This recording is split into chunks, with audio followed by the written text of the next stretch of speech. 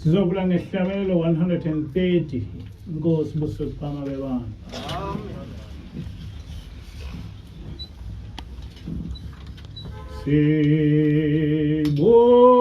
Sibothene lapha naye busweni baphonkosi ake sibothene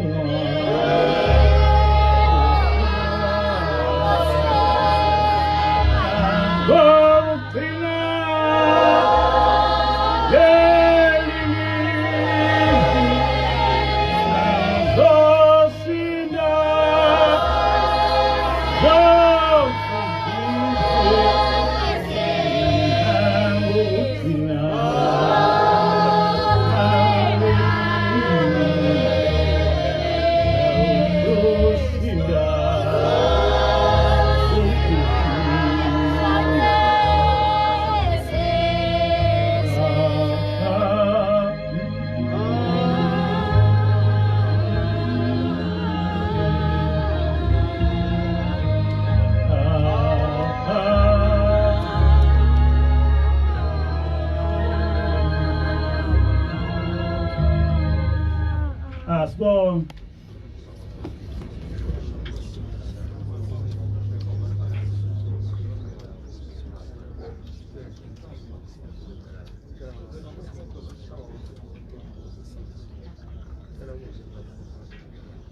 Amen.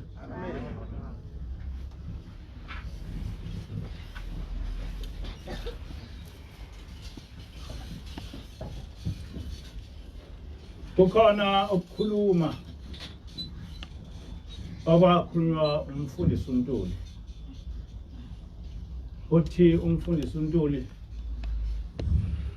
ngathi uma ngizwa ukuthi kukhona ingilosi ehlala nabantu uthi ngethuka ukuthi ingilosi isuka kanjani ezulwini zohlala nabantu. uthi ngase ngiyasondela.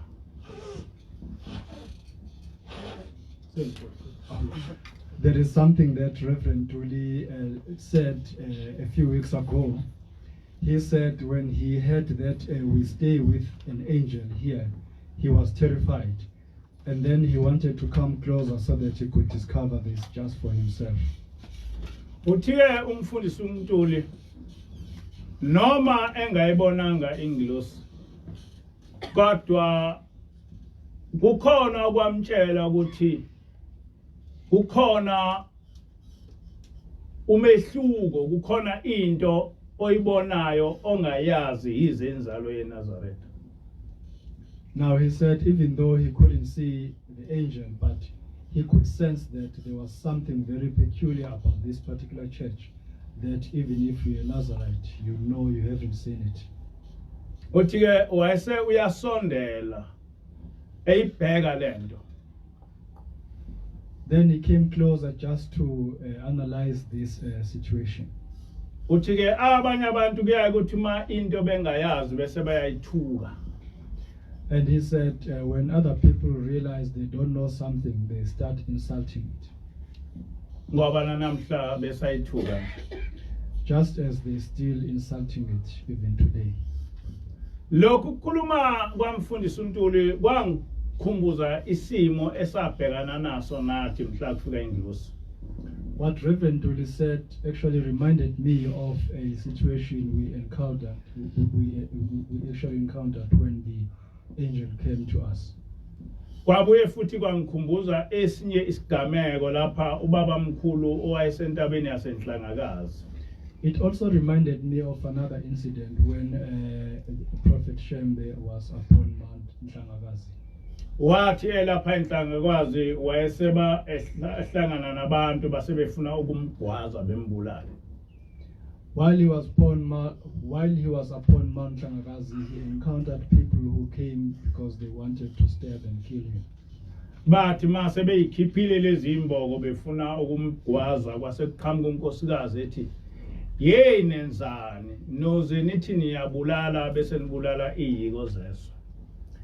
And then while they had taken out those sharp sticks in order to stab him, then a woman came and tried to stop them, saying that they would try to kill somebody that is not supposed to be killed. Base bayama laba bantu ukuthi bembulala ubaba mkhulu.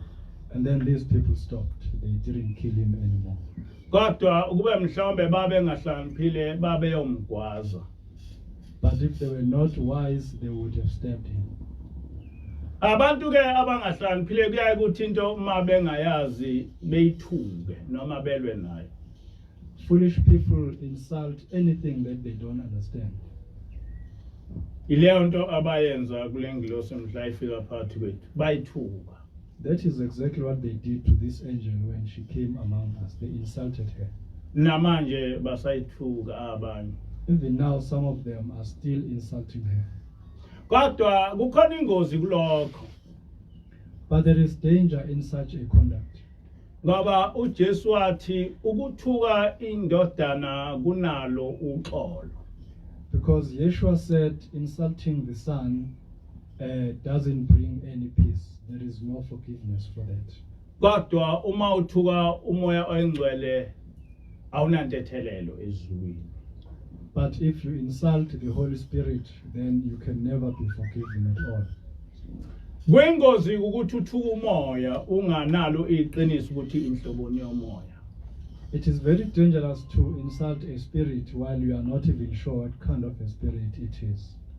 Baningi ke abantu abathukela umoya esihamba nabo kodwa bethuka into abangayazi abangazange bayifuna bayibheka ukuthi isima kanjani. There are many people who have insulted the spirit that is among us, insulting something that they have not even thoroughly investigated.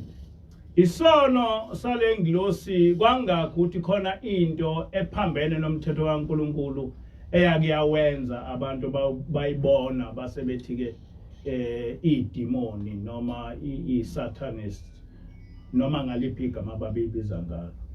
This angel didn't perhaps discover some people doing something wrong so that they could start insulting her. That was not the case. Ayikhona encane into ephambene nomthetho kaNkuluNkulu lengilosi eyake yamangalelwa uyona. This angel did nothing in contradiction of the law of God at all. Kodwa icala layo ukuthi yasuka ezulwini yazokuza yeza kumuntu ongelutho. But the only mistake she made, according to them, is that when she left heaven, she came to a person who is just like a non-entity. Uba lengilosi yasuka ezulwini yeza kuShembe noma imuphi umuntu wakwaShembe. Kwakuyothiwa lo Shembe lo uNkulunkulu ngempela ngoba uhamba nengilosi.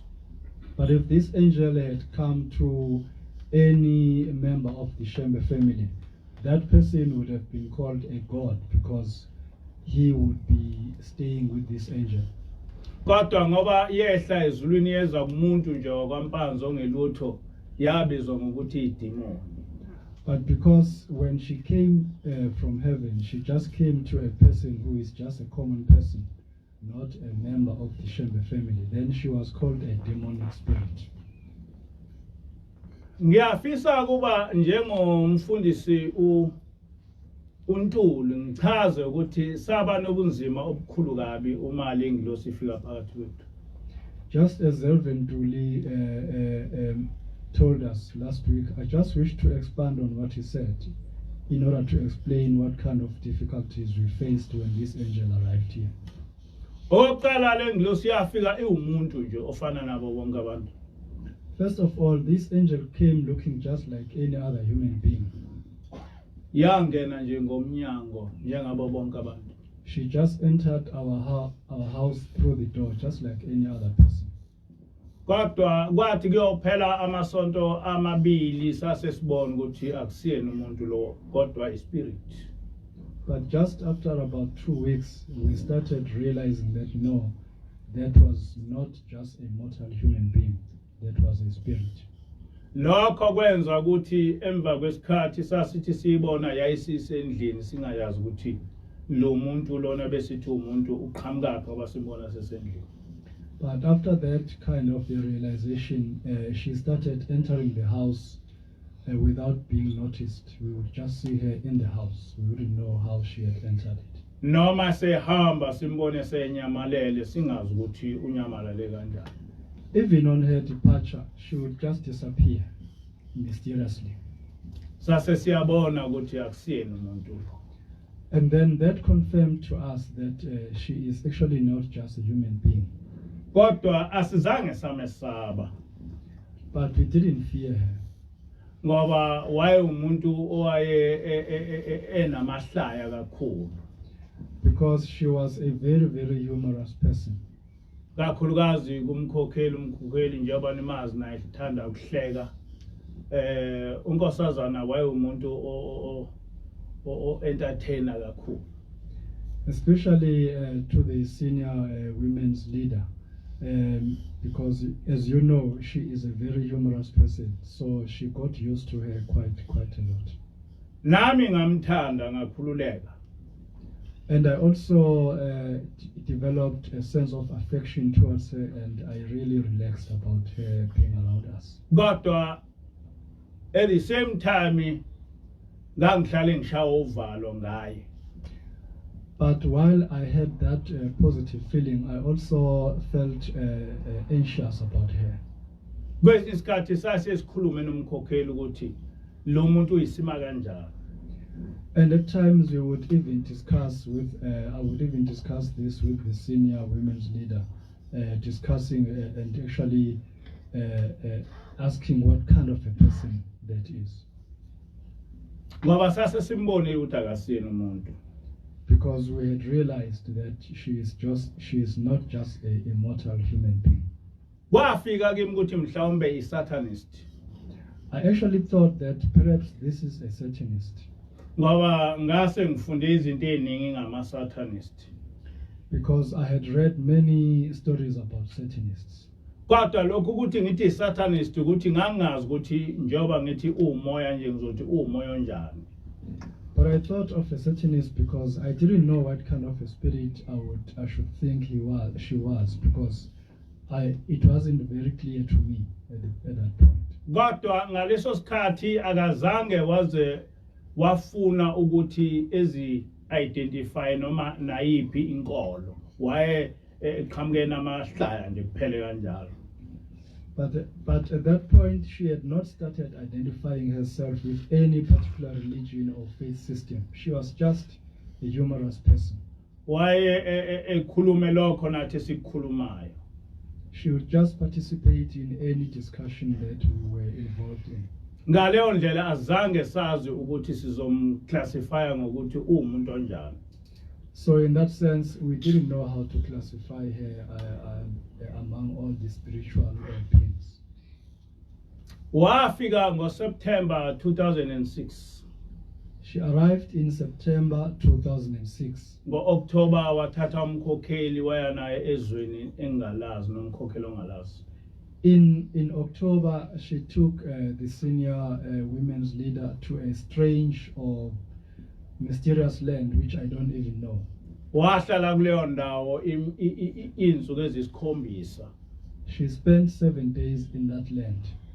Uma echaza umkhokheli uthi wathi mayefika kulelo lizwe wathola kunamadoda anentshebe ezinkulu empofu kodwa engasibona belungu. The senior women's leader says that when she arrived in that land, she met men who had large beards. They were Negroid in their features, but they were not Caucasian. Uthike umkhokheli watshelwa iyo ingilosi ukuthi lamadoda amaJuda. Then the senior women's leader says the angel then told her that those were Jewish people or Judeans. Uthi ma efika lapha la kwabayibona abamfundisa ngobuNazaretha. When she arrived there, they actually taught her anything to do with being a Nazarite. Bamtshela nangoShembe omoya oyingcwele. And they even told her about Shembe, the spiritual person. Ngenkathi umkhokheli ehambile ngathwala kanzima kakhulu. When the senior women's leader had left, I actually encountered a lot of difficulty and I was very anxious. Ngoba kwakuye kufike ucingo ngithi ngiyalibamba luthole lungabhalwe lutho. Because I would receive mysterious telephone calls and nothing indicated where those calls came from. Kodwa uma ngilubamba nje bese kukhuluma umuntu kulo. But when I took those calls, somebody would speak at the end of the line. Lo muntu wayentshela ukuthi angithandaze kakhulu ngilinde. That person would always advise me to pray incessantly and even wait and fast. Ngoba umkhokheli waye ekuyizifundo ozotestwa kuzo uma efeyila ngeke sabuya la emhlabeni. Because the senior women's leader was undergoing training or a course after which she would be tested, and if she failed that test, she would never return here. Wayethikela umuntu ke angithandaze kakhulu ngoba ukuze ekwazi ukuthi eyiphase lezi zifundo ukuze kuye emhlabeni. This person advised me to pray thoroughly and in order to make sure that the senior women's leader would be able to pass this test and come back to this physical world.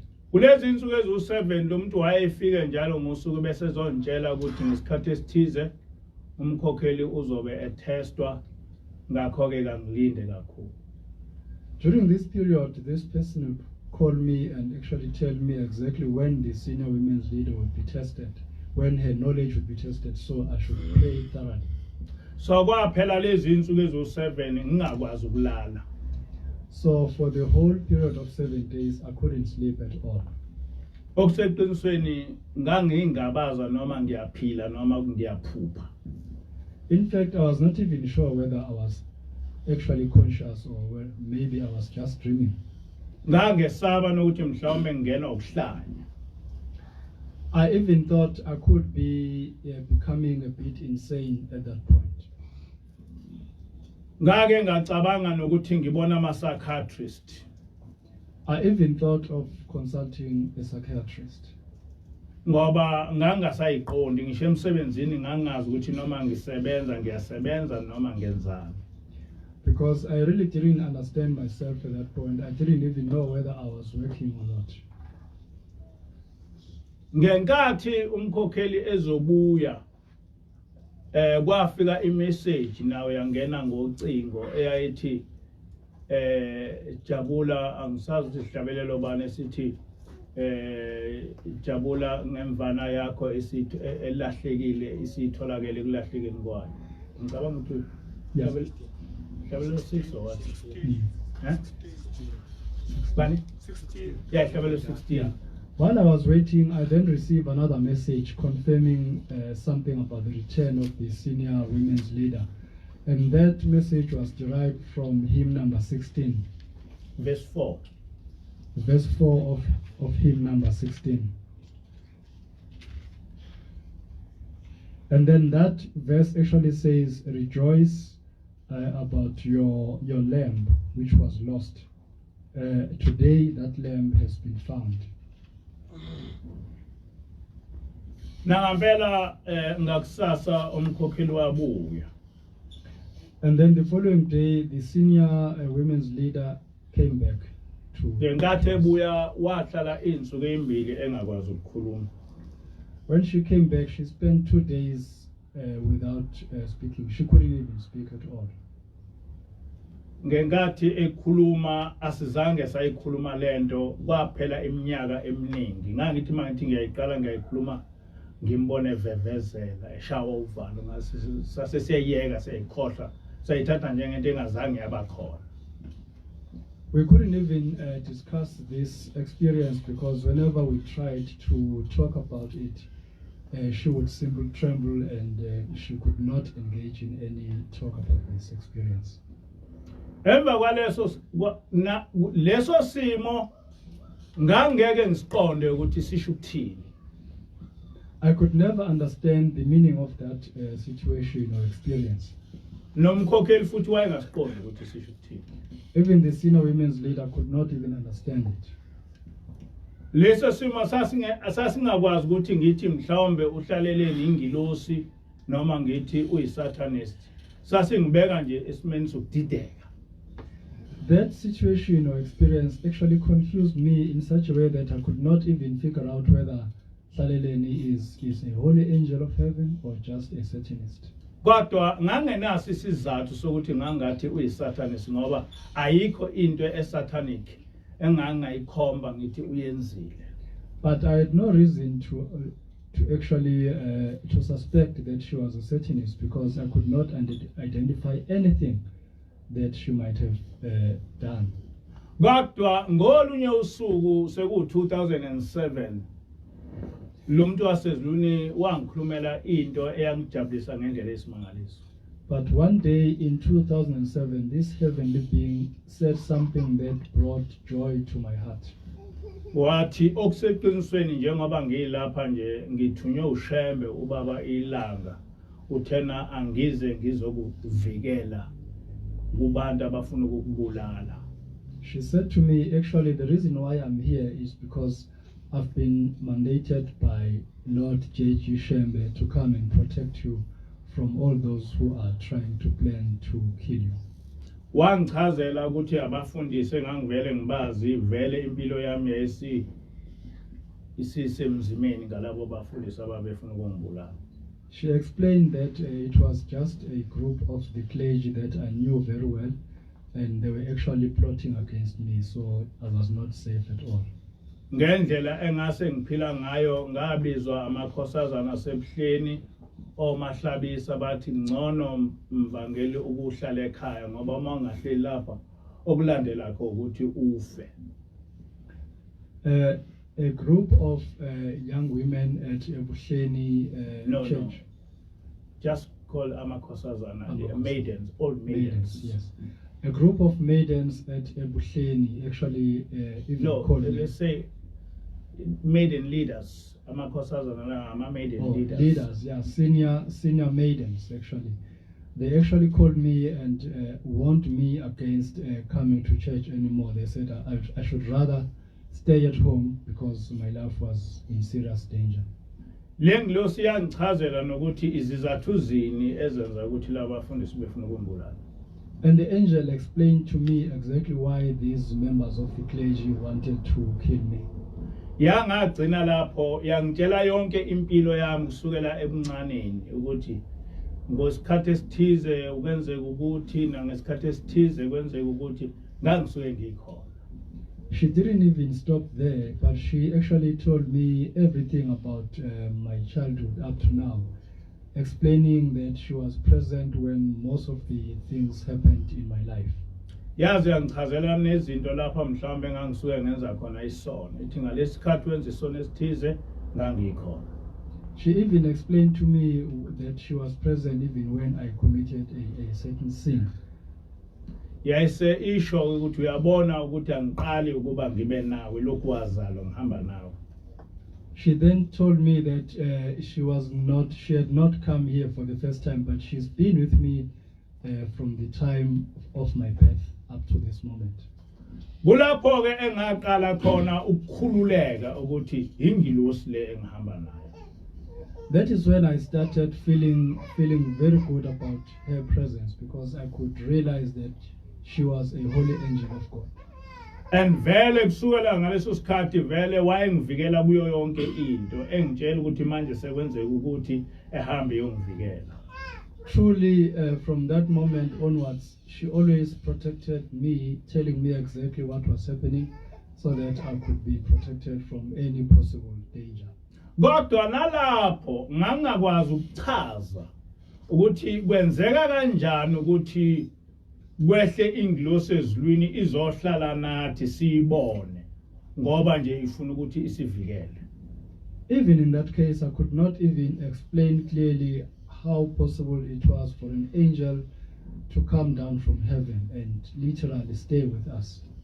So lo mbuzo obuzwa uNtulu ukuthi kwenzeka kanjani ukuthi ingilosi isuke ezulwini izohlala nabantu wawungaphendulekile.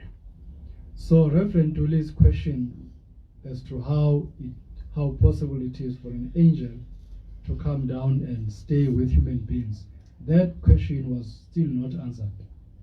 Kodwa lo mbuzo waphenduleka mhla ka-4 kuJanuwari mhla ifika ingilosi sizontshela ukuthi okuseqinisweni ngithunywa ukuthi ngishumayele ivangeli likaNkulunkulu. That question was properly addressed on the 4th of January when the angel came back to me and told me that I was being mandated to actually preach the gospel of God. Yantshela specifically ingilosi ukuthi ngizoshumayela ngifundise abantu ngokuthi uNkulunkulu onguJehova ukhonzwa kanjani. The angel actually instructed me specifically to teach the people as to how God Yahweh is supposed to be worshipped. Yathi ngiyolandela izimfundiso zikaShembe umprofeti ngithathe nezihlabelelo zakhe ngibuke ukuthi wawafundisane amaNazaretha ngokukhonza uJehova. She said I would derive all my teachings from the book of hymns, the book that was written by Prophet Shembe, and also use the Bible in order to teach how God is supposed to be worshipped. Ngakho ke umsebenzi wengilosi ukuthi yayizokwenzani waqala mhla ingitshela ukuthi kufanele ngikhulume ngifundise abantu not amaNazaretha yathi nje abantu ukuthi uJehova ukhonzwa kanjani. So the angel's mission started exactly when she explained to me that I was being mandated to preach to everyone, not just Nazarites, but everyone, as to how our God Yahweh is supposed to be worshipped. Angizange ngayimukela leyo nto noma ngazange ngakusho kuyo lokho. I didn't really accept all that, even though I didn't tell her that I was not in a position to accept it. Kodwa ngo-August ngabe sengihlaselwa yibo laba fundisi engangisatshiswe ababevele belokhu bengilandela bengihlasela. But in the month of August, I was then actually attacked once more by the same group of the clergy. Kodwa ngoba nganginabalandeli abaningi bamaNazaretha behluleka ukuba bengikhiphe esontweni. But because I had such a big number of followers among Nazarites, they actually failed to excommunicate me. Kodwa emva kwalokho ingilosi yakhuluma ukukhuluma engakaze ngikuchaze ukuthi laba bafundisi babezomkhipha kanjani. But after that, the angel started explaining how this group of the clergy was planning to excommunicate me, and I've never talked about this. Ingilosi yangitshela ukuthi emhlanganweni laba bafundisi bayosukuma bethi mina angisekho ngaphansi kwaShembe lo umholi kodwa sengiholwa ingilosi. The angel said this group of the clergy was actually planning to announce in a holy assembly that I was no longer under the leadership of the current leader, Shembe, but I was now being led by an angel. Laba bafundisi babezombuza ubaba ukuthi uyayazi lengilosi engiholayo. So this group of the clergy was going to ask the leader of the Nazarites as to whether he was aware of this angel that has started leading me. And bese ubaba wayevele ezothi akayazi ngoba vele wayengayazi. Then the church leader was actually going to say, well, he didn't know her because in fact he didn't know her. Ithi-ke ingilosi ilapho ke sebeyothi ke uyambona yini ukuthi uMpanza uvukela ibandla usefuna ukuba umholi ngaphezulu kwakho. At that point, they would actually ask whether the leader was aware that I was now being rebellious and just I wanted to take over the position of the leadership. Ithi-ke ingilosi nabantu abaningi abangamaNazaretha abakuthandayo kodwa uma abafundisi sebesho lokho ngeke bekwazi ukukuvikela. Then the angel told me that even those many supporters that loved me, they were not going to be able to protect or defend me once that had been announced. Yayisithi-ke ingilosi-ke uthi ubaba ilanga phuma ingakenzeki leyo nto ngoba uma ike yenzeka ngaxoshwa ebuhleni yena ngeke ebesahamba nami. Then the angel told me that Lord J.G. Shembe had advised that I actually quit the church before I was formally excommunicated, because once that happened, he would no longer be able to associate himself with me. In short, ingilosi yaqala lapho ukuba ingabesaba umuntu odlalayo yayisiba serious ekungifundiseni ngeBhayibheli ukuba serious ukungifundisa ingichazela ngezihlabelelo zamaNazaretha ingichazela ngendaba yasezulwini ikwenza lokho ikwenza kimi nakumkhokheli.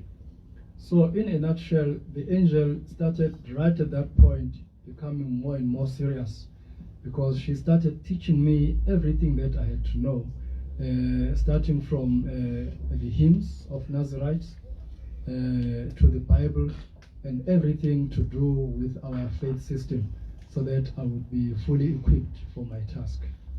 Noma ingilosi ingakazisho ikhomba ukuthi ngiyingilosi, kodwa konke ukwenza kwayo kusukela lapho kwase kucaca ukuthi sihleli nengilosi. Even though this angel didn't really identify herself as an angel, but right from that point onwards, it became very clear to us that we were staying with the angel. Okokuqala yayingaliphathi iBhayibheli kodwa yonke imibhalo yayivela esandleni sayo. First of all, she never took the Bible, but she read everything biblical or on her palm. Nehlabelelo zamaNazaretha ayikaze isiphathi ihlabelelo samaNazaretha neBhayibheli kuze kube manje, kodwa yonke imibhalo ivela eBhayibhelini. ivela esandleni sayo. Up to now, she has never read anything from the Bible or from the book of hymns, but she actually reads everything from the palm of her hand. Yaqala ukuba isianalysele yonke ihlabelelo zamaNazaretha yaqala yasifundisa izahluko eziningi zeBhayibheli ezikhuluma ngoNkulunkulu. She started analyzing almost all the hymns in the book of Nazarites, and she also started analyzing most chapters in the Bible. Ngiyafisa ukuthi ngiwakhumbuza amaKristu namaNazaretha ukuthi yini ingilosi efike yasifundisa yona ebebengayilandeli ngaphambi kokuba ifike la. I wish to be very specific and declare exactly what the angel taught us, which both Nazarites and Christians had not obeyed up to that time. Ngenkathi kufika ingilosi kwakunempi enkulu phakathi kwamaKristu namaNazaretha ngoba amaKristu ethi uJesu uNkulunkulu, amaNazaretha ethi uShembe uNkulunkulu. Before the arrival of this angel, or at her arrival, there was a big conflict between Christians and Nazarites, because Christians always claimed that Jesus Christ was God, or is God, and Nazarites also claimed that Shembe is God. Kodwa ithema ifika ingilosi yathi uJesu kasiyena uNkulunkulu, uShembe kasiyena uNkulunkulu. Laba bazithunywa kaNkulunkulu, laba bangabaprofeti bakaNkulunkulu, laba bazinceke kaNkulunkulu. But when the angel arrived, she clarified that actually both Shembe and Jesus are not God, but they are messengers, they are the prophets, they are the servants of God. Ngenkathi ingilosi isho njalo konke lokhu kukhuluma yayikuquota encwadini ezisuke uJesu echaza khona leyo nto, nencwadi lapha uShembe echaza khona leyo nto ukuthi uNkulunkulu munye, igama lakhe nguJehova kuphela. So whenever the angel explained all this, she actually supported what she said with texts from the Bible, actually explaining that even Shembe himself is not God, but she actually quoted the scriptures. Namhlanje na abantu abaningi abalalela lezi inkonzo amaKristu namaNazaretha usuzwa manje nasekunegama likaJehova instead ukuthi bebize abaholi babo uJesu noShembe ngokuthi bawuNkulunkulu. Now today most of the people who listen to these sermons have started actually using the name Yahweh instead of Jesus or Shembe, actually showing that they now understand that both Jesus and Shembe are not gods. Laba basaphikelela ukuthi uJesu uNkulunkulu nalaba basaphikelela ukuthi uJesu uShembe uNkulunkulu amahlubuka ngoba ngaso sonke isikhathi entweni eqondile ayoba khona amahlubuka. So those who still insist that Shembe is God and Jesus is God are actually being apostate, because at any point there will be an element of apostasy among us. Ingilosi ayigcinanga ngokuthi isifundise ngokuthi uJehova noma uNkulunkulu munye, isifundela incwadi, kodwa ingilosi yabuye yagcizelela ngomthetho kaNkulunkulu. But the angel didn't just stop at teaching us about the fact that there is only one God, but she also explained to us about the law of God. Ngenkathi ingilosi ingakafiki, amaNazaretha, including myself, ayese ekholelwa ukuthi kufanele ekhonza amadlozi. Before the arrival of the angel, most Nazarites, including myself, truly believed that they were supposed to venerate or appease ancestral spirits. Babe wakhonza amadlozi. They actually did that. Nezangoma sezingxenye yebandla. Even diviners themselves had become part of the church. Yathi mayifika ingilosi yaqala ngami yangichazela sinomkhokheli ukuthi akakho umuntu okufanele ukuthi ekhonzwe noma enikelelwe noma ehlatshelwe ngaphandle kwaNkulunkulu kuphela. But when the angel arrived, she started teaching both of us that there is no other God or any other spirit that should be given sacrifices or that should be given our prayers, etc. Ayigcinanga ngokukhuluma nathi kodwa yasithuma ukuthi sihambe siye emsakazweni siyolishumayela leli ivangeli esithuma lona ukuthi abantu abayeke ukukhonza amadlozi, abantu abayeke ukuyihlanganisa nezangoma, abantu abakhonze uJehova kuphela. She didn't just stop there, but she actually mandated us to go to the national radio and actually declare this truth and tell everyone that they should actually stop appeasing their ancestral spirits. They should stop associating themselves with diviners. They should just worship one Almighty God. Ilapho ke esaphenduka nalengilosi sabayizitha ezinkulu zebandla lamaNazaretha ikakhulukazi ibandla lasebuhleni. That is when we started become very, very huge villains of the Church of Nazareth, especially the Ebuhleni branch. Okwakunzima kimi ukuthi kwakufanele ngilishumayele leli ivangeli lento nami ekade ngiyenza. Kodwa ngoba ngase ngithunyiwe ezulwini ukuthi ngishumayele ngiqondise lento ngakwenza lokho. What became very problematic for me is that I had to preach against something that I had practiced before, but because I had been mandated, I had no choice. I had to go and preach. Akugcinanga lapho amaKristu ayifundisiwe ukuthi abaphili ngaphansi komthetho kaNkulunkulu kodwa bona baphila ngothando emva kokufa kaJesu basaphili ngaphansi komthetho kaNkulunkulu. Another challenge was that most Christians had been taught that they were no longer under the law, but they were under the grace of God. So they believed that the crucifixion of Jesus on the cross actually exempted them from obeying the law of God. Kodwa ingilosi yafike yasifundisa yathi asinamathele ezimfundisweni kaJesu sibone ukuthi lento amaKristu ayikhulumayo imfundiso kaJesu yini.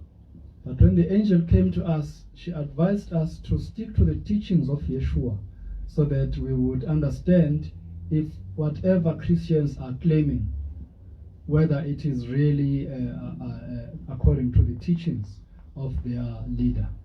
Yasifundisa uMatthew 5 from verse 17 to 19, yasifundisa uMatthew 7 from verse 23 ukuthi imfundiso kaJesu ithi abantu abaphile ngaphansi komthetho kaNkulunkulu njengoba wawushiya kuMose incebo yakhe. She then taught us to read from Matthew 5 verses 17 to 19 and also some verses in Matthew 7 so that we could understand that Yeshua had taught us to actually obey the law of God.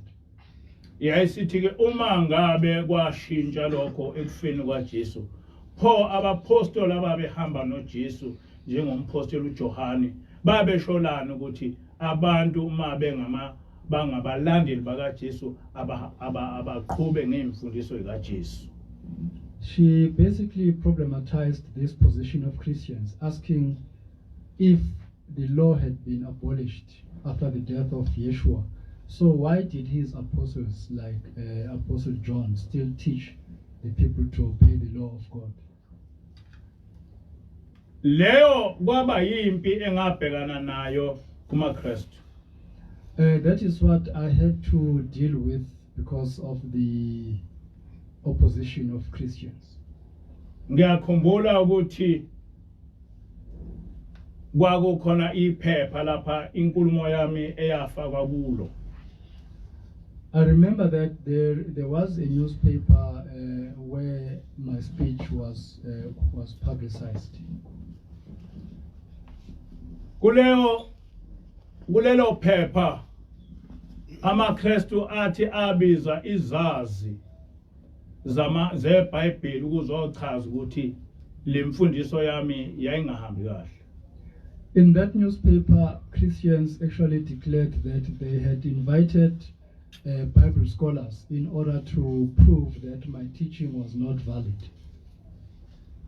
base bebizwa ke laba abalokhuza amaKristu akwakuthiwa ama-Bible scholars bezochaza lento ngokwemfundiso zikaPaul. Then those Bible scholars were invited to come and explain all this and actually explain their doctrine or position according to the teachings of St. Paul. Kodwa lezo mfundiso zikaPaul zazingayishintshi imfundiso zikaJesu ngokuthi abantu abakholwa kufanele benze njani. But Paul's teachings actually changed nothing from what Yeshua had taught about how pious people should be conducting themselves in relation to their God. Ngingakubeka ngokusobala ukuthi kusukela ngo-2010 sikhuluma leli ivangeli amaNazaretha amaningi alandela lezi imfundiso zethu aseyazi manje ukuthi akufanele ukuthi ekhonza amadlozi akufanele ukuthi umuntu oyiNazaretha eyihlanganise nezangoma ngoba sabavulela intshumayelo zomprofeti sabuye futhi sabavulela izimfundiso zikaNkulunkulu ngokuthi kungani ungafanele ukuthi bewakhonza amadlozi. I can confidently claim that most of the members of Nazareth Church who started following our sermons from 2010, now they can clearly understand why we say they should not associate themselves with diviners or ancestral spirits, because we could quote from the teachings of the prophet and also from the scriptures exactly what God himself had said. Ngikholwa ukuthi kukho konke lokho engikushilo akakho umuntu ongaphumela obala ethi lo moya esihlala nawo kusukela saqala leli bandla kwaku umoya ongcwele kwingilosi evela ezulwini. I believe that among the people who have followed our sermons, no one among them can actually come out and say that the spirit that has stayed with us since then is actually the spirit that is from heaven. Njengoba ke engekho umuntu ongakuphika lokho, akakho umuntu ongakwazi ukuthi ephike ukuthi sesiyayazi indaba yasezulwini ngoba ingilosi isichazele yonke into ngendaba yasezulwini nathi futhi sayichaza kini. Since no one can dispute that fact, actually in the same way no one can actually oppose us when we explain whatever we have been taught about heavenly affairs, because that's what we have been taught and that is what we have taught you. Ngiyazi ukuthi abantu abaningi babe bethi sihlakaniphile siyakwazi ukwenza ama research nayo yonke lonto kodwa ayilona iqiniso. Into eyiqiniso ukuthi sifundiswe ezulwini ngendaba kaNkulunkulu. I know that many people would claim that we are very clever or highly knowledgeable just because we know all these things, but that is not true because we are being trained by this heavenly being. Ngingakafiki lapho ngiyakushiya ukuthi ingilosi yasifundisa ukuthi thina singamaHebheru. Even before I leave this particular subtopic, I need to stress that the angel also taught us that we are Hebrews. Yazi yasho yathi mina ngingumJuda. She even specified that I am a Judean. Yasho yathi uShembe wasifundisa ukuthi singamaHebheru singamaJuda lokho kubhale phansi yayikhotha zonke incwadi ngayibona ngakusho futhi naphambi kwenu lokho. She even proclaimed that even the prophet himself taught us everything about our Hebraic identity, and I even taught you all that. Yangagcina lapho yasho ukuthi kuza isikhathi lapho uma abantu sebazi uNkulunkulu oyedwa bayokwazi ukuthi ngelinye ngonyaka beJerusalem beyodumisa uNkulunkulu khona ngoba ikomkhulu lasezulwini iJerusalem. She didn't just stop there, but she told us that there will come a time when everyone believes in one God. Everyone will actually make a pilgrimage to Jerusalem, because Jerusalem is the heavenly headquarters. Le mfundiso yengilosi ukuthi singamaHebheru, singamaJuda.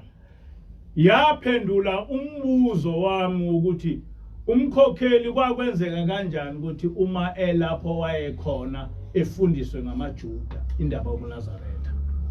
This teaching about the fact that we are Hebrews actually addressed my question around why the senior women's leader had been taught by Judeans.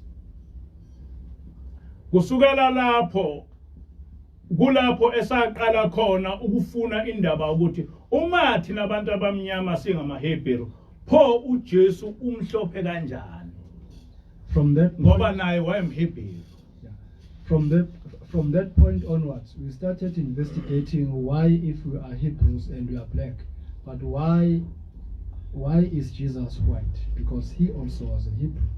Ngithema ngithi ngiyayifuna lento ngathola ukuthi sekuyinto ekhulunywa kakhulukazi kuma black Americans ukuthi okuseqinisweni uJesu into engekho, umprofeti owalethwa uNkulunkulu uYeshua owayengumHebheru. Nokuthi uYeshua wayengasiyena uNkulunkulu. But when I started investigating all this, I then realized that in the social media, among African Americans, this topic was being discussed, that actually no person ever existed with the name of Jesus, but he was Yeshua, and also he was not God. Angizokulokho ngikuphinda ke lokho ngoba sesiyazi namhlanje ukuthi leli gama elithi uJesu igama elingekho, nakuthi lesi sithombe sisitshengiswa isithombe nje sentaliyane. Ngamanye amazwi siguqela intaliyane nje elalingakaze libe yikhona nokuba yikhona. I will not even repeat this, because we now know very well that even the name Jesus never existed. It is very fictitious, and even that image of a white man never existed. We know that that man was just an Italian man. So we are busy bowing in front of an Italian image. Angikho ke lapha kodwa engikhona ukuthi ukhona umuntu osangabaza ukuthi kwehle ingilosi yabaphakathi kwethu yasifundisa indaba kaNkulunkulu njengoba yayifundiswa abaprofeti basendulo, njengoba yayifundiswa umprofeti wethu umprofeti Izashembe ukuthula kube kuye. That is not the gist of the matter today, but my question is there still anyone who doesn't believe that an angel came down and actually stayed among us and taught us and reminded us the teachings that the prophet Izashembe, peace be upon him, taught us? Uma kwehle ingilosi ezulwini yazosifundisa ngendaba sezulwini singayemukeli into esifundiswe ingilosi, ubani kanti omunye sifuna ukuthi esifundise? If the angel has been sent from heaven to come down and teach us about heavenly affairs, if we don't want to believe whatever we have been taught right now, who else are we going to believe? Ngoba ngisho umprofeti uyaye efundiswe ingilosi. Because even prophets are actually taught by angels. Uma ke thina singeke sifundiswe ingilosi sifuna ukufundiswa ubani? Ubani omunye ozoqhamuka ezulwini ngaphandle kwengilosi ukuthi ezosifundisa indaba sezulwini? But if we don't want this angel to teach us, who else can come down and teach us if we can't accept the teachings of this angel? Ngithe ihloko sale nkulumo sithi Khetha eyakho ngoba izindlela zimbili. Actually, the topic of this sermon is choose your own way, because there are two separate roads. Manje na ke ingilosi ayikho into engasitshelanga yona practically, isitshelile ukuthi kungenwa kanjani ezulwini, yasitshela ukuthi kungenwa umuntu uya kanjani esihogweni, isitshela ngesikhathi samanje. manje na ke wena ukhethani. In clear practical terms, this angel has already taught us as to how we can qualify to enter the kingdom of God, to enter heaven. It is now up to us to decide what kind of a lifestyle we want to lead from now onwards. Sifuna ukuba uma sifa siye kulahlweni noma sifuna ukuthi masifa siye ezulwini. Actually, what do we want to go to hell after death, or do we want to go to heaven? Nifuna ukutshelwa ubani ukuthi isimo sezulu simi kanjani? Nifuna ukutshelwa uSathane uma ningeke kuboni kwami kwele okusho ingilosi. If you can't accept the teachings of this holy angel, who else should tell you how heaven is, what heaven is about? Are you expecting Lucifer to come down and tell you? Encwadini kaDeuteronomy 30 verse 11, encwadini kaDeuteronomy 30 verse 19, uMose wakhuluma lokhu ukukhuluma kulokhozi bantwana bakwaIsrael. In the book of Deuteronomy, chapter 30, verse 19, this is what Prophet Moshe said to the children of Israel. That is chapter verse 19. Ngifakaza namuhla izulu nomhlaba ngani. This day I call heaven and earth as witnesses against you, Ukuthi ngibeke phambi kwenu ukuphila. that I have set before you life and death, Nokufa, isibusiso nesiqalekiso. blessings and curses. Ngalokho khethani ukuphila ukuba niphile wena nenzalo yakho. Now choose life, so that you and your children may live, Ukuba umthande uJehova uNkulunkulu wakho ulilalele izwi lakhe unamathele kuye. and that you may love the Lord your God, listen to his voice, and hold fast to him. Ngokuba lokho kungukuphila kwakho nobude bezinsuku zakho. For the Lord is your life, and he will give you many years in the land. Nami ngisho njalo. I also say so. Ngithi khethani. I want you to choose today. Nikhetha ukuphila. Nikhetha ukuya ezulwini. Do you choose life? Do you want to go to heaven? Noma nikhetha ukulahlwa. Or you choose eternal damnation? Lokhu kusukela ngo-2010 sikhuluma into eyodwa njengoba siyifundiswa ingilosi ukuthi abantu ababuyele kuJehova. Since 2010, we've been declaring just one truth, as we have been taught by the angel, that you should actually return to Yahweh. Ukuthi abantu abagcine umthetho kaNkulunkulu njengoba wawuletha ngenceku yakhe uMose. That the people should obey the law of God, just as it was brought to us through his servant Moshe. Sinifundisile ukuthi uNkulunkulu wakho usho kuphi ukuthi uyena yedwa uNkulunkulu. We've also taught you where exactly God said he is the only God. Sinifundisile ukuthi kuphi lapha uJesu othena kufanele ukuze singene ezulwini sigcine umthetho kaNkulunkulu njengoba uletha ngenceku yakhe uMose. We've also taught you where in the scriptures Yeshua says if we want to enter heaven, we should obey God's laws as they were brought to us by his servant Moshe.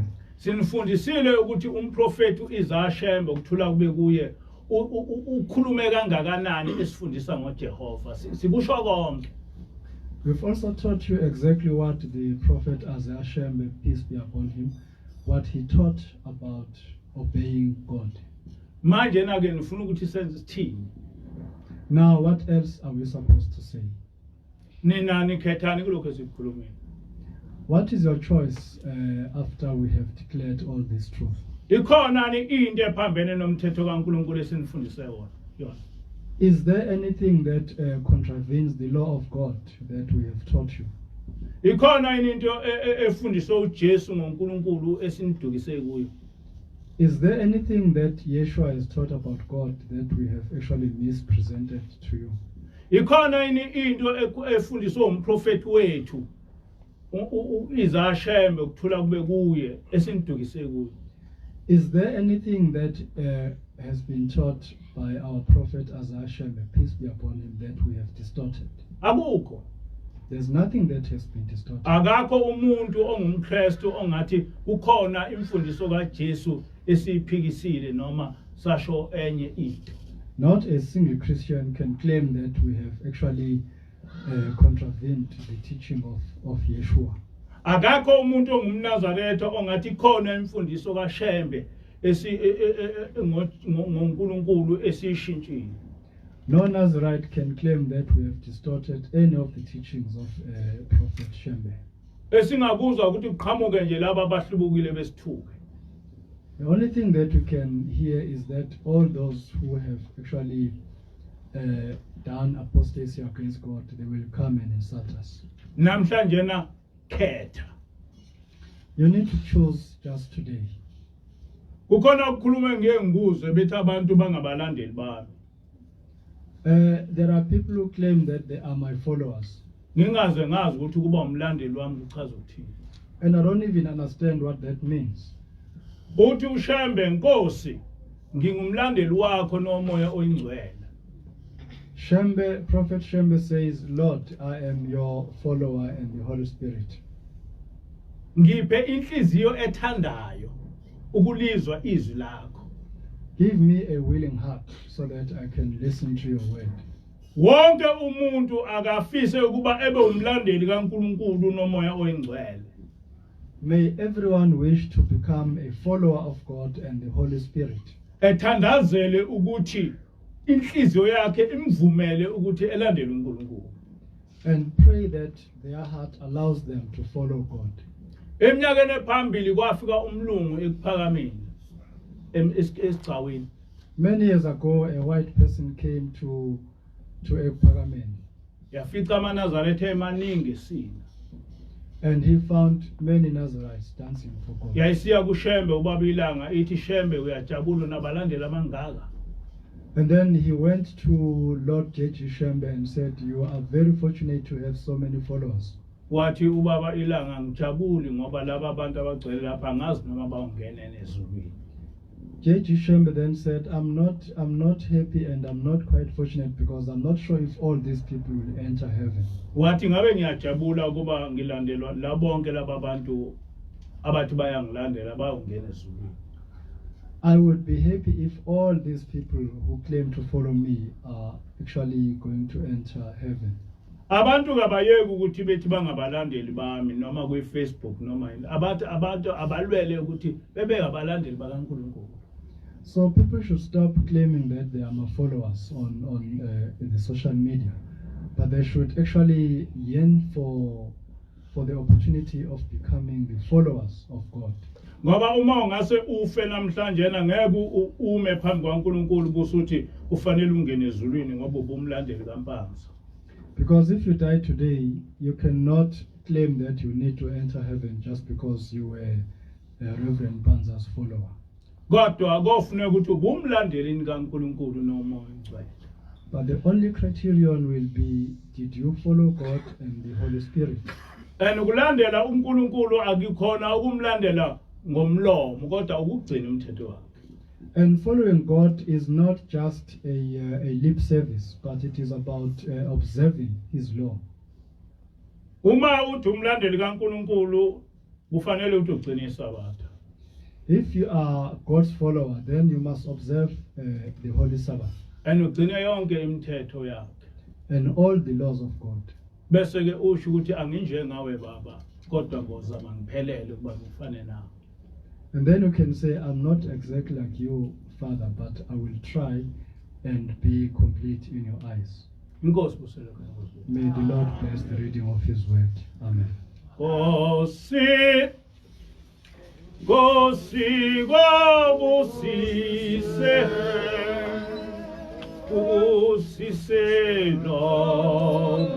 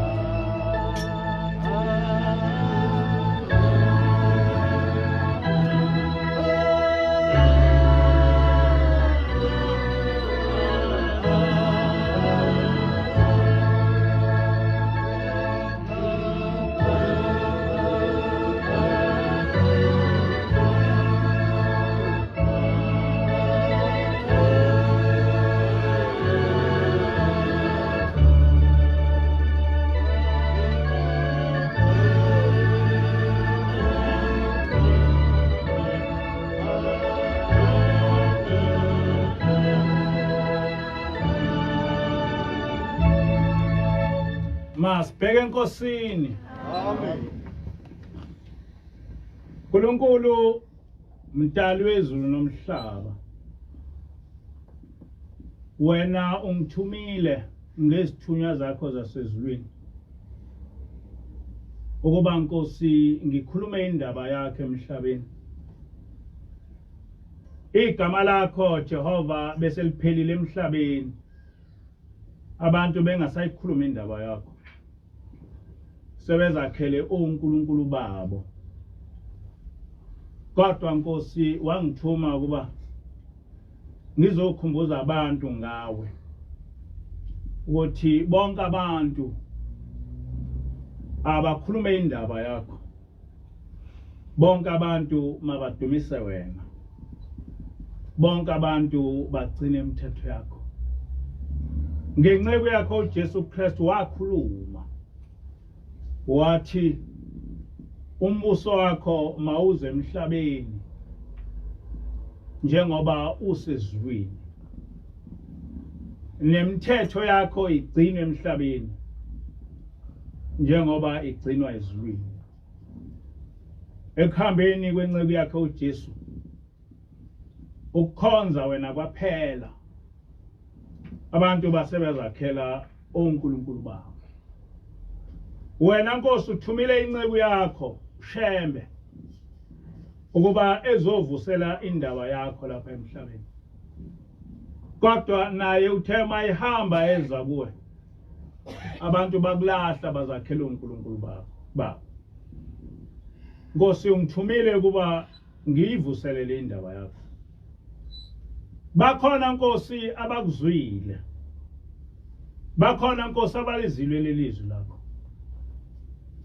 ngiyacela Nkosi kuba ngibe isitshe esihle sokugcina izwi lakho kuthi Nkosi labo Nkosi obamukelayo nabakwemukela wena ubakhumbule ubabhale encwadini yakho engcwele lapho Nkosi obhala khona abathandwa nguwe ngicela uNkulunkulu wasekuphakame ubenze bebone ukuthi wena ukhona bonke Nkosi abalizwile izwi lakho bamukele Jehova ngenjabulo ubavikele Nkosi nakulesi sifo Nkosi esibulala abantu i-coronavirus ngicela Nkosi kuba wonke umuntu okuthandayo wonke umuntu okwethembayo wonke umuntu ogcina umthetho wakho lesi sifo singehleli kuye ngicela wena Nkosi kuba uzibonakalise emhlabeni